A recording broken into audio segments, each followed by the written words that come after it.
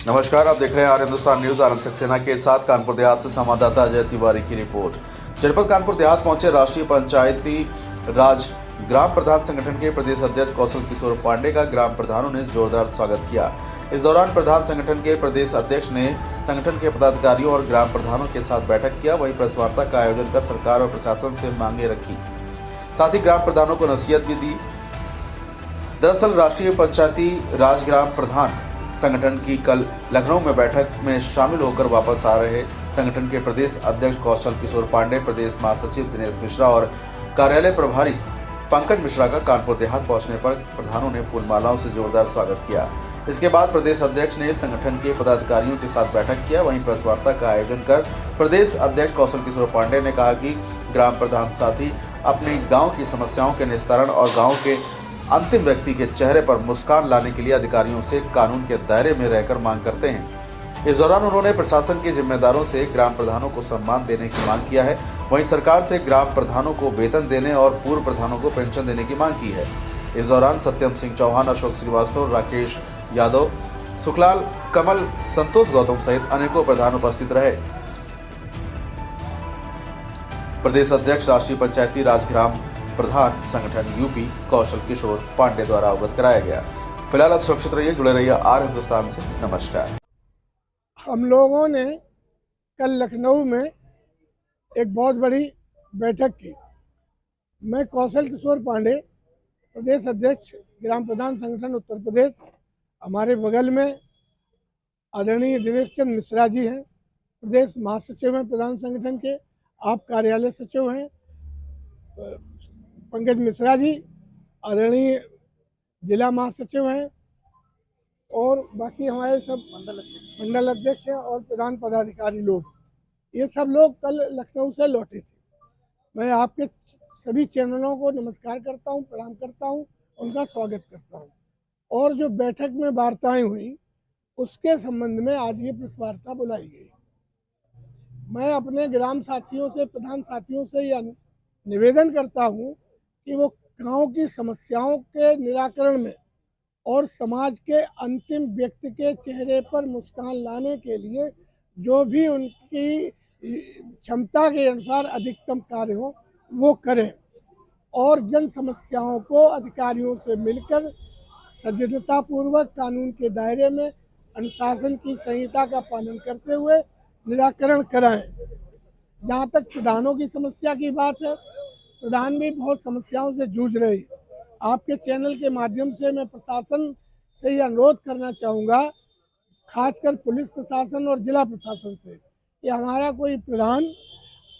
कोई प्रधान परिवार के सदस्य अगर आपके कार्यालय में, आपके थाने में, आपके परिसर में आते हैं तो आप उनका सम्मान करिए, उन्हें आप सम्मान पूर्वक बैठा लिए। इस संबंध में एक शासनादेश भी सरकार ने जारी किया है। दूसरा मेरा निवेदन ये है प्रशासन से कि जो भी शस्त्र लाइसेंस की पत्रावलियां लंबित हैं उनका तत्काल आप निस्तारण करिए। इस संबंध में भी एक शासनादेश जारी है। तीसरी बात यह है कि अब आखिरी साल है, जांचों का, शिकायतों का एक बाढ़ सा आ गया है। तो निवेदन ये है कि बिना हलफनामे के कोई जांच स्वीकार न करी जाए, चाहे वो किसी ने भी की हो। अगर हलफनामा नहीं लगाया है तो वो स्वीकार नहीं की जाए। इवन देन वो कोई अधिकारी भी हो सकता है, कोई अन्य व्यक्ति भी हो सकता है। तो मेहरबानी करके केवल हलफनामा पे स्वीकार करें। दूसरी बात यह है कि अगर शिकायत झूठी पाई जाती है तो विधिक अधिनियमों के अनुसार सुसंगत धाराओं में आप उस व्यक्ति के खिलाफ कानूनी कार्रवाई करिए, और इसलिए करिए कि उसने पंचायती राज संस्था का, पंचायती राज व्यवस्था का मजाक उड़ाया, सरकारी मशीनरी का दुरुपयोग किया और ग्राम पंचायत की प्रगति में बाधा बना। दूसरा मेरा सरकार से एक निवेदन ये है कि जैसे आप विधायकों को पेंशन देते हैं, आप माननीय सांसदों को पेंशन देते हैं, माननीय और सदस्यों को पेंशन देते हैं, हमारे प्रधानों को भी पेंशन दी जाए। और इसलिए दी जाए कि माननीय सांसद, माननीय विधायकों की आर्थिक स्थिति हमारे प्रधान की तुलना में बहुत बड़ी होती है। उनकी अपेक्षा हमारे प्रधान उतनी आर्थिक स्थिति स्टैंड नहीं करते और 5 साल रात दिन काम करते करते हमारे प्रधान का जो निजी धंधा है, जो व्यक्तिगत व्यवसाय है, खेती हो, व्यापार हो या कोई भी हो, वो लगभग नष्ट हो जाता है। ऐसी दशा में सरकार की सेवा करते करते, ग्राम पंचायत की सेवा करते करते हमारा प्रधान बिल्कुल हाशिए पे खड़ा हो जाता है। कभी कभी तो उसके जीवन यापन की भी समस्या हो जाती है। इसलिए एक सम्मानजनक पेंशन की व्यवस्था सरकार करे, और इसलिए करे कि सरकार तमाम पेंशनें चला रही है, सरकार तमाम तरीके की पेंशनें बांट रही है और तमाम कर्मचारियों को पेंशन बांट रही है, तमाम माननीय सदस्यों को पेंशन दे रही है, तो हमारा प्रधान भी पेंशन का हकदार है। और एक माननीय अंतिम बात आपके माध्यम से निवेदन करना चाहूँगा, ये जो 5,000 रुपया मानदेय मिलता है, ये बहुत ही कम है, बहुत ही कम है। इसकी ऊँट के मुंह में जीरा की भी तुलना नहीं की जा सकती।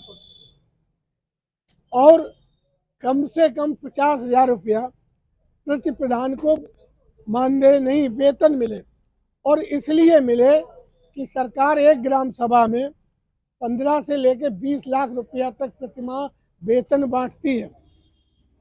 तो एक हमारा प्रधान और सही, सरकारी खजाने पे कोई बड़ा बोझ नहीं पड़ेगा, लेकिन कार्य की गति तमाम गुनी हो जाएगी। निश्चिंत होकर प्रधान अपने परिवार के दायित्व से निश्चिंत होकर ग्राम पंचायत की सेवा करेगा। और एक निवेदन और है कि जो वित्तीय अधिकार है उसको बढ़ा के कम से कम 25 लाख रुपया किया जाए, ताकि अनावश्यक ब्लॉकों में, जिला कार्यालयों में हमारे प्रधान को चक्कर ना काटना पड़े। और एक और निवेदन है, वो जो एक्सीडेंट में सरकार 10 लाख रुपया दे रही है, उसका मैं धन्यवाद ज्ञापित करता हूँ, वो संगठन के अनुरोध पे दी, लेकिन संगठन दोबारा अनुरोध करता है कि कम से कम 25 लाख रुपया आप दीजिए। वो भी एक जनप्रतिनिधि होते हैं, तमाम ग्राम के वासियों के आशा के केंद्र होते हैं, उनका मरना भी एक, दिवंगत होना भी एक बड़ी घटना होती है। तो कम से कम 25 लाख रुपया सरकार दे। आपने मेरी बात पहुंचाने की बात कही, आप मेरी बात शासन तक, प्रशासन तक और आम जनता तक पहुंचाएंगे, इसके लिए आपको बहुत बहुत धन्यवाद।